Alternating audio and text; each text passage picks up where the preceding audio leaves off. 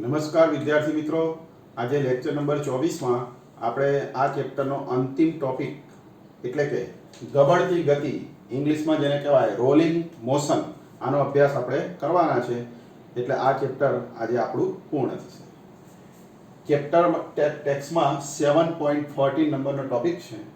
તો હવે ગબડતી ગતિનો આપણે અભ્યાસ કરવા માટે વ્યવહારિક જો ઉદાહરણ લઈએ તો મોટર કાર અથવા બસ અથવા રિક્ષા દરેકની અંદર જે પૈડાની ગતિ હોય છે એ ગબડતી ગતિ હોય છે. તો એ જે ગબડતી ગતિ છે એનો અભ્યાસ આપણે અત્યારે કરીશું, પણ એ અભ્યાસ કરવા માટે આપણે તકતીનું ઉદાહરણ લઈને ગબડતી ગતિનો અભ્યાસ કરીશું. તો આપણે તકતી, વલય અથવા તો ગોળો, નળાકાર કોઈ પણ ઉદાહરણ તમે લઈ શકો છો, પણ આપણે વધારે સ્યુટેબલ એવું આ તકતીનું ઉદાહરણ લઈ ગબડતી ગતિનો અભ્યાસ કરીશું. તો હવે આકૃતિમાં દર્શાવ્યા મુજબ વિદ્યાર્થી મિત્રો, આ તમને જે દેખાય છે એ વર્તુળાકાર એ તકતી છે અથવા તો વર્તુળાકાર ડિસ્ક છે. હવે આ તકતી m દળ ધરાવે છે, m દળની તકતી અને r ત્રિજ્યા ધરાવે છે અને સમતલની સપાટી પર આ જે તમને દેખાય છે આ સમતલની સપાટી છે, સમતલ સપાટી છે. એ સમતલ સપાટી પર આ તકતી ઓમેગા જેટલી કોણીય ઝડપથી એટલે કે આ પ્રમાણે સરક્યા વિના ગબડતી ગતિ કરે છે. આ તકતી ઓમેગા જેટલી કોણીય ઝડપથી સરક્યા વિના, વિદ્યાર્થી મિત્રો શબ્દ બહુ અગત્યનો છે, સરક્યા વિના. સરક્યા વિના એટલે આ તકતી ભ્રમણ કરતી કરતી આમ આગળ જાય છે. જો આમ સરકતી નથી, સરકે તો સીધી આગળ જાય સીધી રેખામાં, પરંતુ આ ગબડતી ગબડતી એટલે કે ભ્રમણ કરતી કરતી આગળ જાય છે, એટલે કે સરક્યા વિના ગબડે છે. ગતિ બે રીતે થાય, સરકીને પણ આગળ જાય અને ગબડીને પણ આગળ જાય. તો આપણે ગબડતી ગબડતી ફરતી ફરતી આગળ જાય છે એટલે કે ગબડતી ગતિ કરે છે. તકતીનું દ્રવ્યમાન કેન્દ્ર તેના ભૌમિતિક કેન્દ્ર પર છે. આ તકતીનું જે દ્રવ્યમાન કેન્દ્ર છે એટલે કે આનું બધું જ દળ અહીંયા કેન્દ્રિત થયેલું આ C ઉપર આપણે ધારીશું. હવે આ તકતી નું આ દ્રવ્યમાન કેન્દ્ર એ રેખીય ગતિ કરે છે. જો આમ સીધી રેખામાં આગળ જાય છે આ સમતલની સપાટીને સમાંતર. કારણ કે તકતી ભલે ભ્રમણ કરે છે એટલે કે ગબડે છે, પરંતુ આ દ્રવ્યમાન કેન્દ્ર તો સીધી રેખામાં જ આગળ જશે. એટલે દ્રવ્યમાન કેન્દ્ર એ સ્થાનાંતરિત ગતિ કરે છે. અને એ સિવાયના જે કણ છે P1, P2, P0, તો આ જે બધા કણો છે એ વર્તુળાકાર ગતિ કરતા હશે, એટલે કે કહેવાય કે ચાક ગતિ કરતા હશે. તો પછી આ તકતીની ગતિ એ કેવી કહેવાય? તો આ ગબડતી ગતિ એ સ્થાનાંતરિત ગતિ જે દ્રવ્યમાન કેન્દ્ર કરે છે અને એ સિવાયના કણો એટલે કે ચાક ગતિ કરે છે. તો એટલે કે આ ગતિ, આ તકતીની ગતિ એ સ્થાનાંતરિત ગતિ અને ચાક ગતિની મિશ્રિત ગતિ છે એવું આપણે કહી શકાય. તો આપણે અહીંયા એવું યાદ રાખીશું કે આ ગબડતી ગતિ એટલે બે ગતિઓનું મિશ્રણ, સ્થાનાંતરિત ગતિ પ્લસ ચાક ગતિ, જે અગાઉ પણ આપણે ભણી ગયા છે. હવે વિદ્યાર્થી મિત્રો વેગની વાત કરીએ તો આ દ્રવ્યમાન કેન્દ્રનો વેગ એ આ સમતલની સપાટીને સમાંતર ધારો કે VCM છે. કેટલો? VCM, સદિશ VCM એટલે કે centre of mass, velocity of centre of માસ એટલે કે દ્રવ્યમાન કેન્દ્રનો વેગ. હવે વિદ્યાર્થી મિત્રો દ્રવ્યમાન કેન્દ્રનો વેગ VCM છે, તો પછી એ સિવાય જે કણ હશે દ્રવ્યમાન કેન્દ્ર સિવાય એટલે કે P0 બિંદુ પાસે, P2 બિંદુ પાસે, P1 બિંદુ પાસે, એ સિવાય અહીંયા ઘણા બધા કણો હશે. તો દરેક કણોનો જે વેગ છે એ બે ભાગનો બનેલો હોય છે. તો એવા કયા બે વેગના ભાગ? તો અહીંયા જો આકૃતિમાં અહીંયા P2 પાસે આપણે દર્શાવ્યું છે કે આ P2 બિંદુ એ વેગના બે ઘટકોનો બનેલો કહેવાય. ધારો કે આ P2 બિંદુનો વેગ અહીંયા V2 છે, તો આ V2 વેગ, આ બે વેગ દ્રવ્યમાન કેન્દ્રનો વેગ VCM જે આ સપાટીને સમાંતર છે અને આ બિંદુ પાસે કણનો રેખીય વેગ એટલે કે VR, આ ચાક ગતિના કારણે રેખીય વેગ VR સદિશ.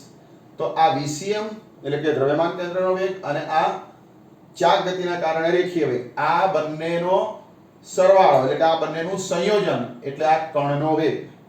એટલે આવી રીતે કોઈ પણ કણનો વેગ p2 હોય p0 હોય કે p1 હોય કોઈ પણ કણનો વેગ એ આવા બે વેગ દ્રવ્યમાન કેન્દ્રનો વેગ અને ચાક ગતિના કારણે રેખીય વેગ જે લખેલું છે સ્થાનાંતર વેગ vcm એટલે કે દ્રવ્યમાન કેન્દ્રનો વેગ અને ચાક ગતિને લીધે રેખીય વેગ vr સદિશ આવા બે વેગનો બનેલો હોય કોઈ પણ કણનો વેગ દ્રવ્યમાન કેન્દ્ર સિવાય તો આવા બે વેગનો બનેલો કહેવાય દરેક કણનો વેગ. હવે એમાં ચાક ગતિના કારણે જે વેગ છે vr સદિશ તો આપણે અગાઉ ભણી ગયા હતા કે ચાક ગતિના કારણે રેખીય વેગ કોઈ પણ બિંદુનો તો એ કેન્દ્રથી તે બિંદુનું અંતર એટલે કે આ અંતર એ આપણે આને r2 પણ ધારી શકીએ કે r2 સદિશ અથવા r2 તો આ અંતર એટલે કે ત્રિજ્યા અને ગુણ્યા કોણીય વેગ ઓમેગા આ બેના ગુણાકાર જેટલો હોય. આ vr નું મૂલ્ય એ કેન્દ્રથી જે તે બિંદુનું અંતર એટલે કે ત્રિજ્યા ગુણ્યા કોણીય વેગ આ બંનેના ગુણાકાર જેટલો આ ચાક ગતિના કારણે રેખીય વેગ હોય છે. તો વિદ્યાર્થી મિત્રો આ રીતે આપણે કોઈ પણ બિંદુ પાસે કણનો વેગ એ તે બિંદુ પાસે સ્થાનાંતરિત વેગ અને ચાક ગતિના કારણે રેખીય વેગના સરવાળા જેટલો હોય છે.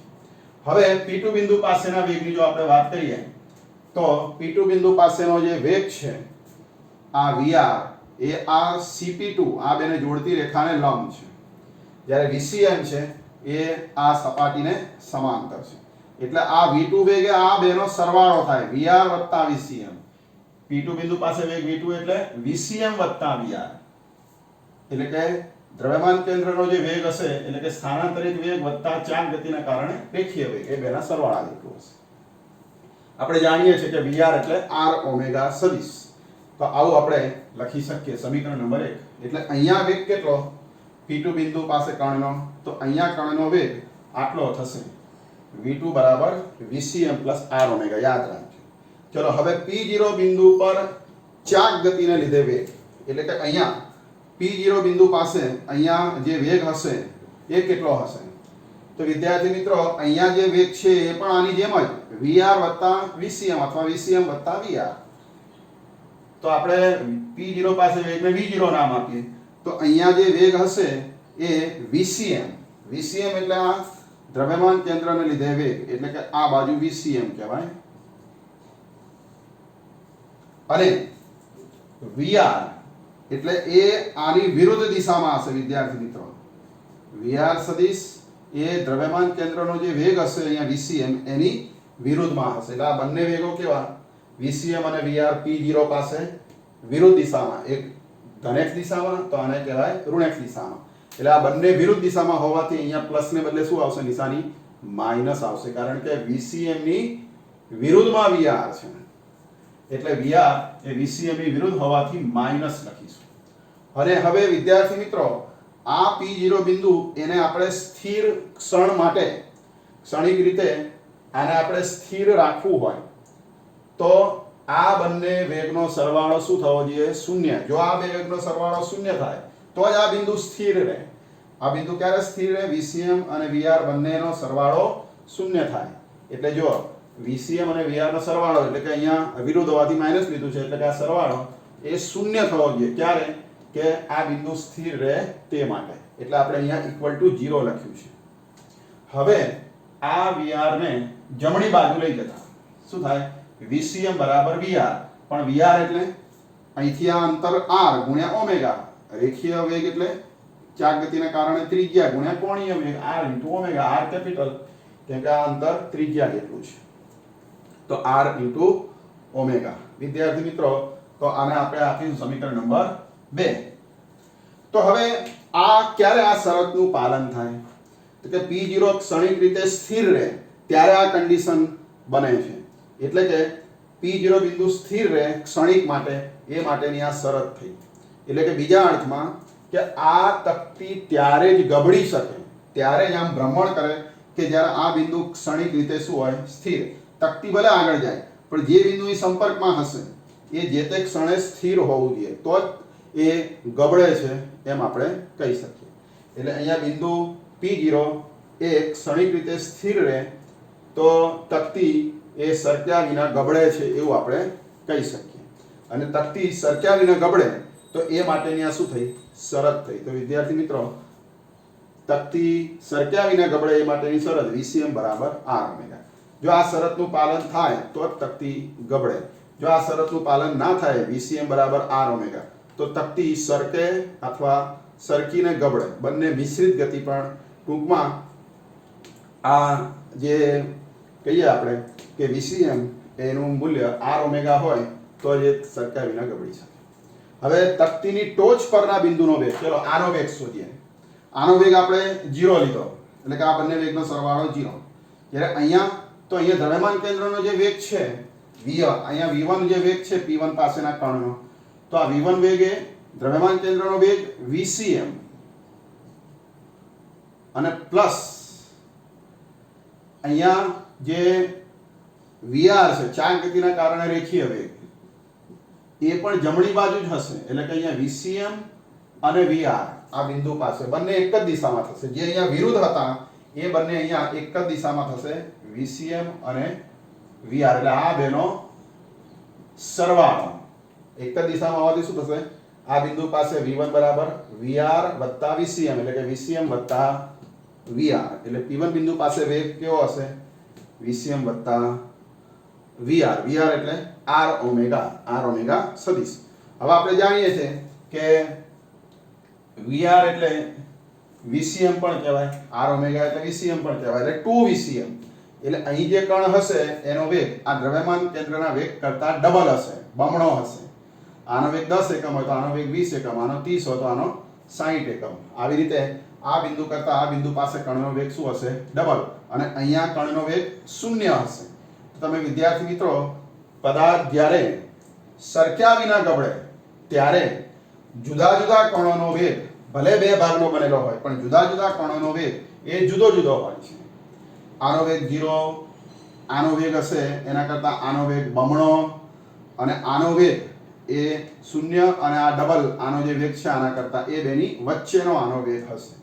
તો વિદ્યાર્થી મિત્રો, આ રીતે પદાર્થ જ્યારે સરક્યા વિના ગબડે તો એના જુદા જુદા કણોનો વેગ એ કેવી રીતે શોધાય એ આપણે અત્યારે ભણ્યા.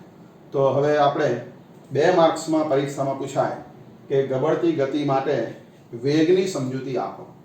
તો આપણે આ આકૃતિ દોરી અને આ રીતે લખીશું. હવે આપણે ગતિ ઊર્જાની વાત કરીએ કે ગબડતી ગતિ હોય, પછી એ તકતી હોય કે નળાકાર હોય કે વલય હોય કે ગોળો હોય, દરેક માટે આપણે ગતિ ઊર્જા આ ગબડતી ગતિ માટે શોધી શકીએ. તો હવે આપણે ગબડતી ગતિની ગતિ ઊર્જા ભણીશું.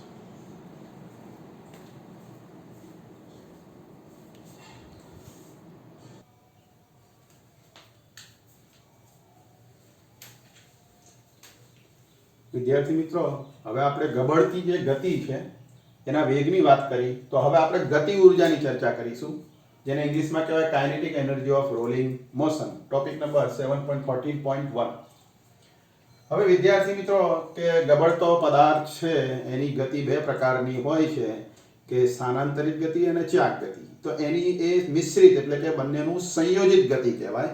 તો ગતિ ઊર્જા પણ એ જ પ્રમાણે કે ગબડતા પદાર્થની ગતિ ઊર્જા એટલે બે ગતિ ઊર્જાનો સરવાળો. સ્થાનાંતરિત ગતિના કારણે સ્થાનાંતરિત ગતિ ઊર્જા અને ચાક ગતિના કારણે ચાક ગતિ ઊર્જા. તો આવી રીતે બે ગતિ ઊર્જાઓનો સરવાળો ગબડતા પદાર્થની ગતિ ઊર્જા. સંકેતમાં તમને ખ્યાલ છે કે ગતિ ઊર્જાને કે વડે દર્શાવાય, કેમ કે કાઇનેટિક એનર્જી. એટલે કે સ્થાનાંતરિત ગતિ ઊર્જાને રેખીય ગતિ ઊર્જા બી કહેવાય. એટલે અહીંયા સૂત્ર થશે 12mv², જ્યાં m એટલે પદાર્થનું દળ અને v એટલે રેખીય વેગ, પ્લસ ચાક ગતિ ઊર્જાને આપણે k' એવા નામથી ઓળખીશું, એવી સંજ્ઞા વડે એને દર્શાવીશું. તો આ વ્યાપક સૂત્ર છે વિદ્યાર્થી મિત્રો, કે વ્યાપક રીતે ગતિ ઊર્જા એટલે રેખીય ગતિ ઊર્જા વત્તા ચાક ગતિ ઊર્જા. હવે ગબડતી ગતિ માટે જો આ સૂત્ર લખીએ, જે હમણાં આપણે આગળ ઉદાહરણ સમજાવ્યું કે ગબડતી ગતિ માટે ગતિ ઊર્જા કુલ એટલે 12mvcm². અહીં v ના બદલે vcm લખીશું. કેમ કે અહીંયા જે વેગ હશે સ્થાનાંતરિત ગતિ ઊર્જામાં, એ વેગ દ્રવ્યમાન કેન્દ્રના વેગ જેટલો હોય છે. એટલે સ્થાનાંતરિત ગતિમાં વેગ એ દ્રવ્યમાન કેન્દ્રના વેગ જેટલો હોય છે. એટલે અહીંયા લખીશું vcm, v ના બદલે. કેડેસ એટલે ચાક ગતિ ઉર્જા. તો હવે આને સમતુલ્ય આ સૂત્ર જો લખીએ કે ચાક ગતિ ઉર્જા એ રેખીય ગતિને સમતુલ્ય ગતિ ઉર્જાનું સૂત્ર લખાય. એટલે કે m ના બદલે i, દળને બદલે જડત્વની ચાક માત્રા, અને v ના બદલે ઓમેગા. આપણે અગાઉ ભણી ગયા કે દ્રવ્યમાન કેન્દ્ર, આપણે અગાઉ ભણી ગયા કે દળને સમતુલ્ય જડત્વની ચાક માત્રા, રેખીય ગતિને બદલે ચાક ગતિમાં, અને રેખીય વેગના બદલે કોણીય વેગ ઓમેગા. તો આવી રીતે આ સૂત્ર પરથી જ આ સૂત્ર આપણે બનાવી દેવાનું કે આ રેખીય ગતિ ઉર્જા તો આ ચાક ગતિ ઉર્જા. હવે અહીંયા i ને શું કહીશું? તો કે VCM એટલે દ્રવ્યમાન કેન્દ્રનો વેગ, એટલે કે ત્રિજ્યા ગુણ્યા કોણીય વેગ, અને i એટલે સંમિત અક્ષને અનુલક્ષીને જડત્વની ચાક માત્રા.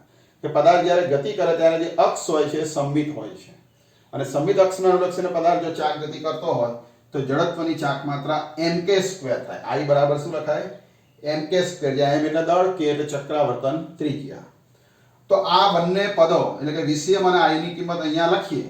VCM ને બદલે r ઓમેગા, અને આ જે i છે એને બદલે mk સ્ક્વેર જો અહીંયા મૂકીએ આ સમીકરણમાં, એટલે કે આ સમીકરણ નંબર 1 માં જો આ બંને કિંમતો મૂકવામાં આવે તો સૂત્ર થાય k બરાબર હાફ mVCM સ્ક્વેર અને plus half mk square, i ના બદલે mk સ્ક્વેર, અને ઓમેગા ના બદલે, હવે ઓમેગા ને કરતા બનાવો તો VCM ભાગ્યા r થશે. VCM ના છેદમાં r જશે, એટલે અહીંયા ઓમેગા ના બદલે અહીંયા VCM બાય r લખીએ તો સૂત્ર થશે કે half mVCM square plus half mk square બ્રેકેટમાં VCM બાય r આખાનો વર્ગ. હવે વિદ્યાર્થી મિત્રો આ બેમાંથી કોમન શું નીકળે? તો 1/3 કોમન, પછી VCM નો વર્ગ એ પણ કોમન, અને m પણ કોમન, એટલે હાફ mv સ્ક્વેર કોમન લઈએ તો બ્રેકેટમાં શું વધશે? આખું પદ બહાર આવે એટલે 1, અને અહીંયા અહીંથી હાફ mv સ્ક્વેર બહાર આવે એટલે k સ્ક્વેર ભાગ્યા r સ્ક્વેર આટલું બ્રેકેટમાં વધશે. એટલે વિદ્યાર્થી મિત્રો આ બે પદમાંથી હાફ mVCM સ્ક્વેર કોમન લેતા બ્રેકેટમાં 1 + k square k square by r square વધશે.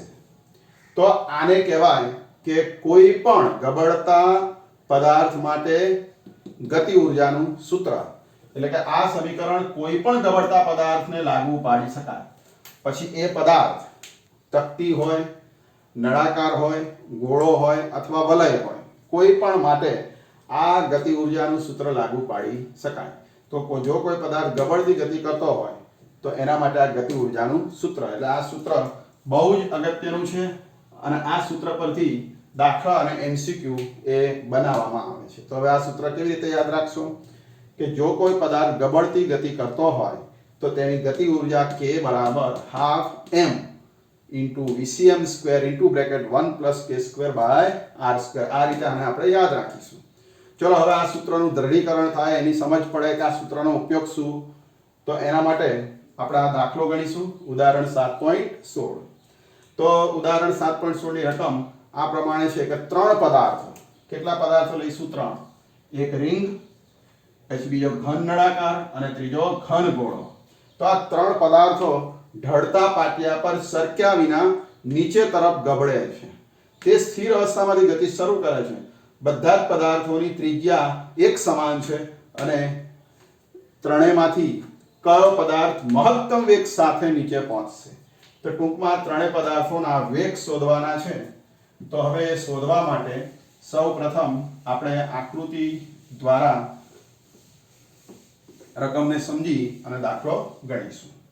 તો હવે સૌપ્રથમ ઢાળ દોરીશું કે ઢળતા પાટિયા પર સરકે છે. એટલે આપણે આકૃતિ દ્વારા આગળ વધીએ. ધારો કે આકૃતિમાં દર્શાવ્યા પ્રમાણે આ ઢળતું પાટિયું છે. આ ઢાળવાળી સપાટી એટલે ઢળતું પાટિયું થીટા ખૂણે ગોઠવેલો છે, અને h ઊંચાઈનું આ પાટિયું h ઊંચાઈએ થીટા ઢાળ ઉપર એને ગોઠવેલું છે. આ ઢળતું પાટિયું.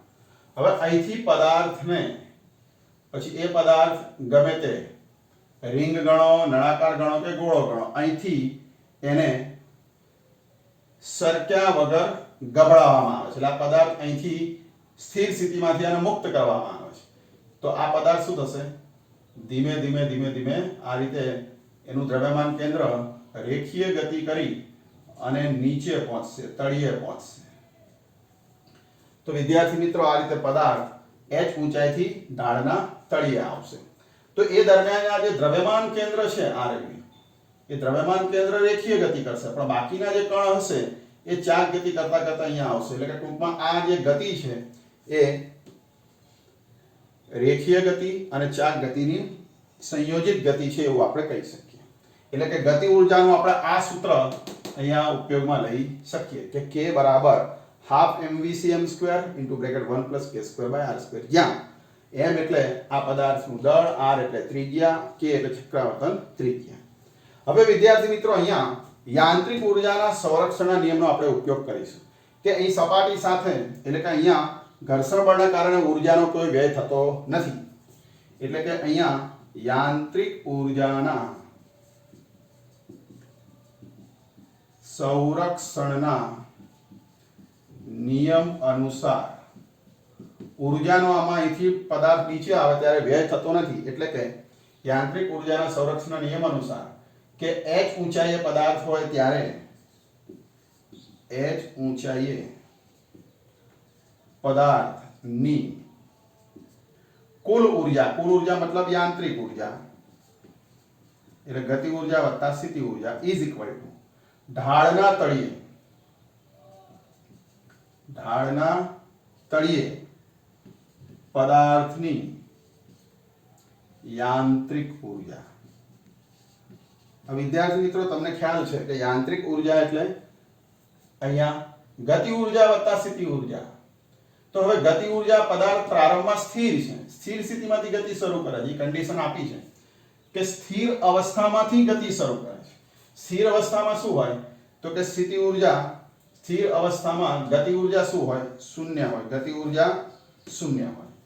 અને સ્થિતિ ઊર્જા ગતિ ઊર્જા વત્તા સ્થિતિ ઊર્જા એટલે કે સ્થિતિ ઊર્જા દળ આનું m હોય, g જો ગુરુત્વ પ્રવેગ લેવામાં આવે અધો દિશામાં અને h ઊંચાઈ હોય તો આ ત્રણનો ગુણાકાર mgh. તો આ ગતિ ઊર્જા વત્તા સ્થિતિ ઊર્જા. h ઊંચાઈએ પદાર્થ સ્થિર હોવાથી ગતિ ઊર્જા શૂન્ય અને સ્થિતિ ઊર્જા mgh. હવે આ પદાર્થ જેમ જેમ નીચે આવતો જશે તેમ તેમ આ જે સ્થિતિ ઊર્જા છે એ ઘટતી જશે, કેમ કે ઊંચાઈ ઘટશે. પદાર્થ જેમ જેમ અહીં આવશે આ ઊંચાઈ છે એ ઘટતી જશે. એટલે આ પદ ઘટતું જશે. જ્યારે 0 છે ગતિ ઊર્જા એ વેગ વધવાથી આ ગતિ ઊર્જા વધતી જશે. અને ઢાળના તળિયે આવે ત્યારે જો પદાર્થનો વેગ v હોય તો ગતિ ઊર્જા થઈ જાય શૂન્યમાંથી હાફ mv². ઢાળના તળિયે વેગ v એટલે અને mgh અહીંયા h શૂન્ય થઈ જશે. આ ઊંચાઈ જમીન, આ જમીન છે, અહીંયા સપાટી છે, ત્યાંથી આ ઊંચાઈ આ પદાર્થની શૂન્ય થઈ જાય. એટલે અહીંયા આ પદ જે છે એ શૂન્ય થશે. એટલે સ્થિતિ ઊર્જા શૂન્ય. એટલે કે સ્થિતિ ઊર્જાનું રૂપાંતર ગતિ ઊર્જામાં થાય છે. એટલે કે સ્થિતિ ઊર્જા બરાબર અંતિમ ગતિ ઊર્જા. ટૂંકમાં આપણે યાદ રાખીશું કે ઢાળના તળિયે પદાર્થ આવે ત્યારે સ્થિતિ ઊર્જાનું રૂપાંતર ગતિ ઊર્જામાં થાય અને ઊર્જાનો અહીંયા કોઈ વ્યય થતો નથી. હવે વિદ્યાર્થી મિત્રો mgh બરાબર આ કિંમત k ની ગતિ ઊર્જાની અહીંયા મૂકી દઈએ. આ સૂત્ર હાફ mv² આ ગતિ ઊર્જા જે આપણે લખી છે એ આ સૂત્ર થશે k. એટલે કે આપણે અહીંયા વિદ્યાર્થી મિત્રો અહીંયા k લખીએ તો તમને સહેલું પડશે સમજવામાં. તો આ k ની કિંમત અહીં મૂકી દઈએ કે હાફ mvcm² 1 પ્લસ k² ભાગ્યા r². આવું સૂત્ર થાય વિદ્યાર્થી મિત્રો. હવે આપણે શોધવાનું શું છે વિદ્યાર્થી મિત્રો કે વેગ, કોનો વેગ વધારે. 3 ઉદાહરણો આપણે લેવાના છે. તો 3 માંથી કોનો વેગ વધુ, તો એના માટે વેગનું સૂત્ર મેળવવું પડે. તો હવે ગતિ ઊર્જાના સૂત્ર પરથી વેગનું સૂત્ર, તો mm કેન્સલ અને આ vcm ને કરતા બનાવવામાં આવે. અથવા તમે આને v પણ લખી શકો છો. તો vcm² બરાબર આ છેદમાં જાય અને આ બે ગુણાકારમાં એટલે 2gh 2 ગુણ્યા ગુરુત્વ પ્રવેગ ગુણ્યા ઊંચાઈ ભાગ્યા 1 પ્લસ k² ભાગ્યા r². તો વિદ્યાર્થી મિત્રો આ સૂત્ર આપણે યાદ રાખીશું અને વર્ગ કાઢી નાખવાનો. તો સૂત્ર થાય દ્રવ્યમાન કેન્દ્રનો વેગ એટલે વર્ગમૂળમાં 2gh છેદમાં બ્રેકેટમાં 1 k² ભાગ્યા r². તો હવે વિદ્યાર્થી મિત્રો આ દ્રવ્યમાન કેન્દ્રનો વેગ એટલે કે બીજા અર્થમાં કહીએ તો આખો જે આ પદાર્થ છે એનો વેગ ઢાળના તળિયે આટલો હશે. હવે આ વેગ ઢાળના તળિયે હશે તો એ શોધવા વારાફરતી એક ઉદાહરણ પહેલા રિંગ માટે આ વેગ શોધીએ, નળાકાર માટે આ વેગ શોધીએ અને ઘનગોળા માટે આ વેગ શોધીએ અને એના પછી નક્કી કરીએ કે કોણ મહત્તમ વેગ સાથે નીચે પહોંચશે. ત્રણેયને આપણે વારાફરતી નાખવાના છે. તો હવે પહેલા રિંગ, પછી નળાકાર અને પછી ગોળો. તો હવે પહેલા આપણે રિંગ માટે લખીએ. તો પહેલો કિસ્સો રિંગ માટે આ વેગ કેટલો ઢાળના તળિયે. તો હવે વેગ શોધવા તમે જાણો છો કે અહીં ચક્રાવર્તન ત્રિજ્યાની જરૂર પડે. તો યાદ કરો કે આપણે કોષ્ટક શીખવાડ્યું હતું 7.1 એમાં કહ્યું હતું જડત્વની ચાક માત્રાઓ તમે યાદ રાખજો. ચક્રાવર્તન ત્રિજ્યા પણ બાજુમાં હતી. તો એમાં રિંગ માટે યાદ કરો ચક્રાવર્તન ત્રિજ્યા શું હતી? k² હતી. k હતી અને એનું મૂલ્ય હતું k² બરાબર r².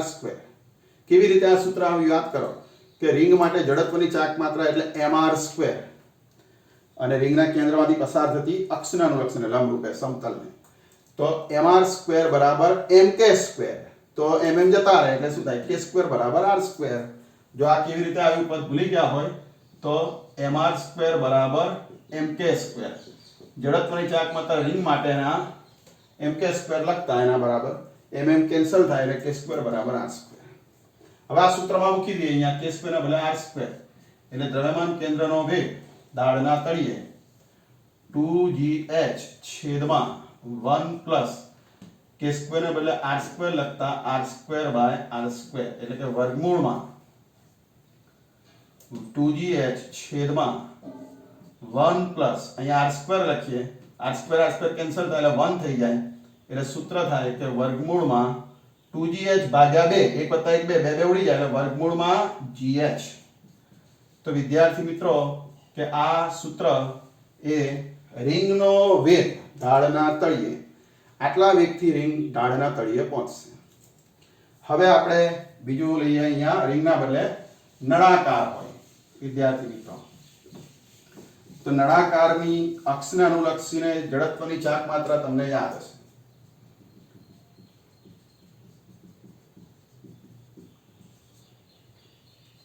k² બરાબર r² ભાગ્યા 2. કેવી રીતે આવ્યું આ? તો નળાકારની અક્ષને અનુલક્ષીને જડત્વની ચાક માત્રા mr²/2 એને mk² જોડે સરખાવવામાં આવે તો mm ઉડી જાય એટલે k² એટલે r²/2. આવી રીતે k² આપણને મળે નળાકાર માટે. અને એ આ સૂત્રમાં મૂકતા આપણું જે મુખ્ય સૂત્ર છે આની અંદર આપણે કિંમત મૂકીએ તો VCM બરાબર વર્ગમૂળમાં 2gh છેદમાં 1 k²/r². એમાં k² ને બદલે r²/2 એટલે અહીંયા r²/2 મૂકીએ અહીંયા તો છેદમાં r² તો ખરો જ તો r² કેન્સલ એટલે અહીંયા 1/2 વધે એટલે કે વર્ગમૂળમાં 2gh છેદમાં 1 + 1/2. હવે અહીંયા 2 લસા લઈએ તો 2 + 1 3/2 થાય. અહીંયા 3/2 અને 2 ઉપર જાય છેદનો છેદ એટલે 4/3 એટલે કે વર્ગમૂળમાં 4/3 gh. આને કહેવાય કે નળાકાર માટે અંતિમ વેગ ઢાળના તળિયે. અને ત્રીજા નંબરે ગોળા માટે નક્કર ગોળા માટે આ નક્કર નળાકાર હતો એટલે કે ઘન નળાકાર, આ ઘન ગોળો એટલે કે નક્કર ગોળો. તો નક્કર ગોળા માટે આ સૂત્ર યાદ કરો શું હતું? 2/5 r². કેવી રીતે આવ્યું આ?